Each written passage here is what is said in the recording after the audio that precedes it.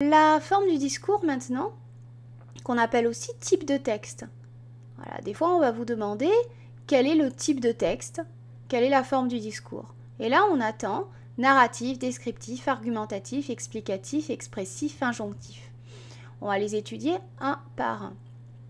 Le texte narratif. On y raconte des faits en situant leur déroulement et leur durée. Les indicateurs sont temporels, puis soudains, et spatiaux, là, à ce moment. Alors là, ce ne sont que des exemples, évidemment, il y en a plein d'autres.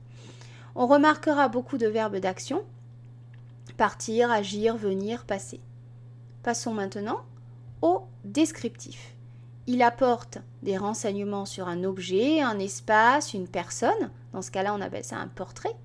La description est subjective lorsque le narrateur donne des impressions. Elle peut être objective aussi si elle essaye d'être neutre. Le texte descriptif possède de nombreux adjectifs.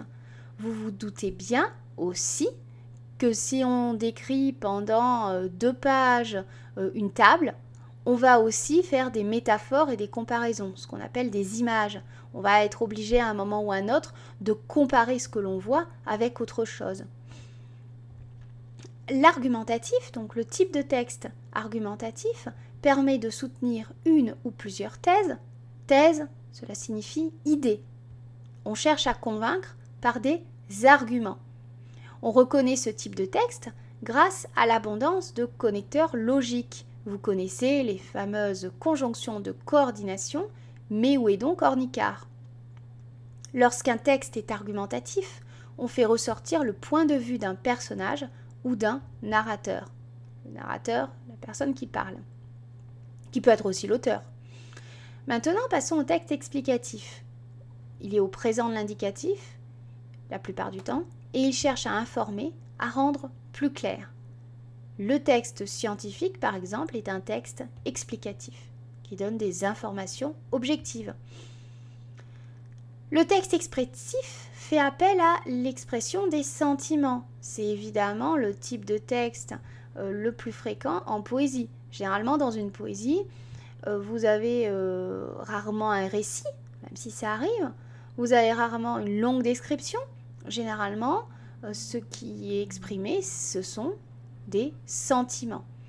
Dans ce type de texte, on rencontre des phrases interrogatives, exclamatives, l'utilisation de procédés rhétoriques, l'hyperbole, la litote, la gradation. C'est là où on a beaucoup de figures de style, quand on veut exprimer ses sentiments, forcément.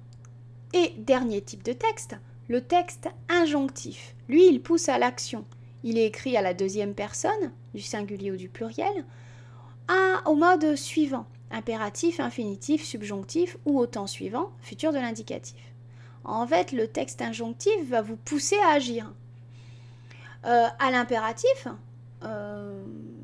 incorporer la farine, EZ, incorporer, c'est un ordre en fait. À l'infinitif, incorporer ER, la farine. On vous pousse à agir, à incorporer la farine, mais c'est à l'infinitif. On peut le faire au subjonctif. Il faut maintenant que vous incorporiez la farine, ou on peut le faire au futur. Vous incorporerez la farine.